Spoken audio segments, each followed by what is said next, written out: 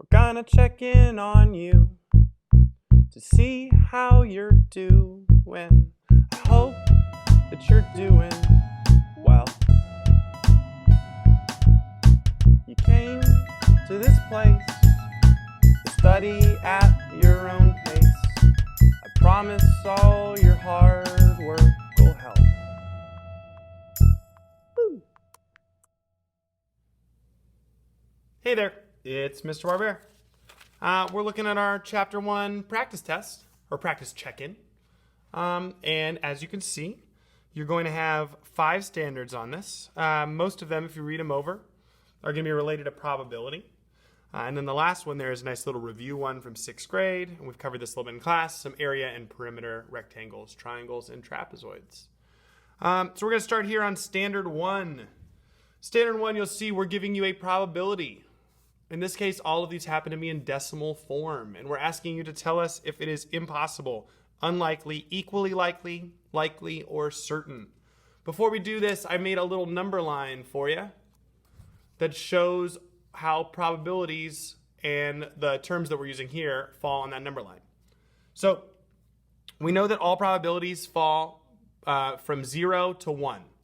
0 would be something that's completely impossible, so we can't go any lower than that because it can't be less than impossible. 1 would be something that's completely certain. We know it's going to happen.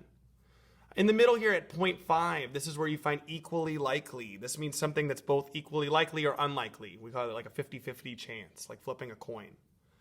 The only two that might trick you a little bit is unlikely and likely. So if equally likely is 0.5, anything less than 0.5 on the way to 0, but not quite 0. I tried to make my little bracket fall in between the two. It's not perfect. These would be considered unlikely because there's less than a half chance that it's going to happen. And anything that falls between 0.5 and 1, these would be considered likely because it's more than a half chance. I'd also like to mention while we're here that 0.5, these could be also represented as like 50%, maybe 1/2 if I was doing a fraction. This would be 100%, or any version of something over itself, like 1 over 1. Sorry, I wrote 1 over 2. 1 over 1, 2 over 2, etc. So now coming back to these questions here. The first one says, I shouldn't have done that, I'll bring it back. The first one says a probability of 0.5 is, well, 0.5 would fall somewhere over here on my line. And we can see that would be in between impossible and equally likely. We would call that unlikely. Number 2 says a probability of 1 is, well, we saw 1 once at the end here. 1 is when something is absolutely certain. It's the same as 100%. And then my last one here is a probability of 0.75, and we could see that would fall right in the middle of this section here, which would be likely. Now, just a reminder that just because I asked these 3 numbers on the practice check-in doesn't mean these are the 3 we're going to ask on the real one. So make sure you think about any kind of number we could give you between 0 and 1 and where it would fall. And that's, again, where this line is going to be useful. You might want to pause the video and copy this down. All right, Standard 2. Standard 2 is about approximating probabilities. So, Jerry rolls a fair number cube 300 times. What is a reasonable number of times that an odd number will appear? So to do this, you have to first be able to find the probability of whatever I'm asking about. So in this case, I said that an odd number will appear. So the probability of getting an odd number when I roll a fair number cube, which is a 6-sided die, just like this, just like you would use for most games. We know that there are 3 odd numbers on a die. There's 1, 3, and 5. So there's 3 odd numbers out of a total of 6 sides. And that's my probability. I can actually simplify this by dividing them both by 3. That's my giant 1.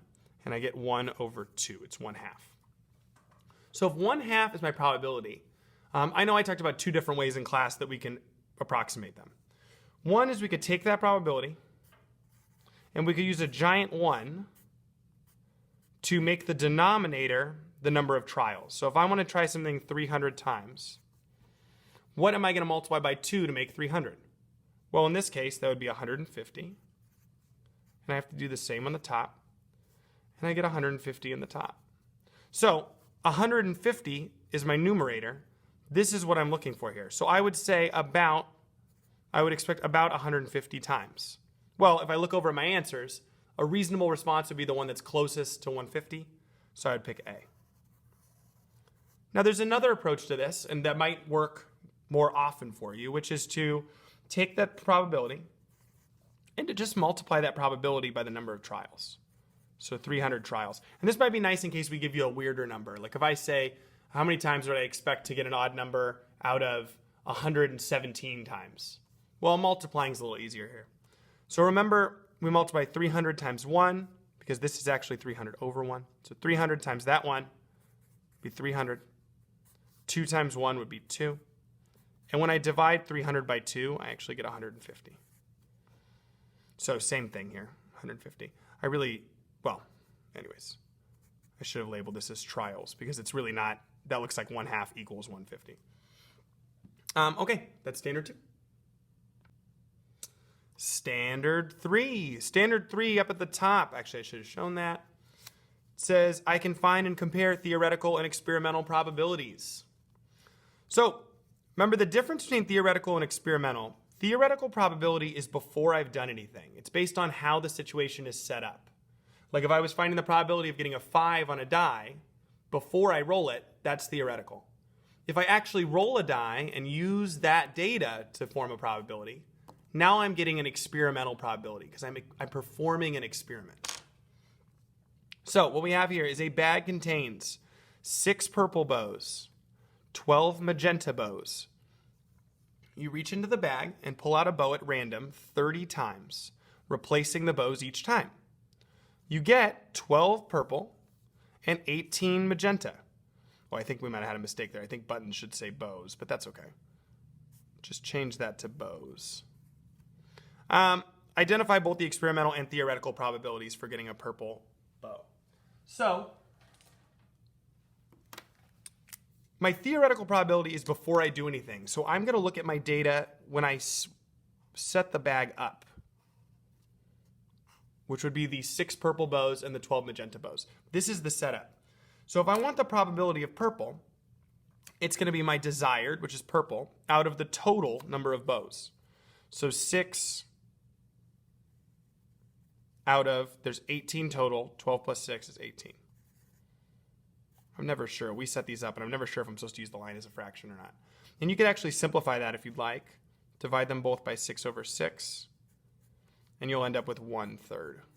If you don't simplify on your check-in, you're going to be okay. We're just going to remind you that you might want to simplify. Now, my experimental probability is going to be based on when I actually did this experiment 30 times.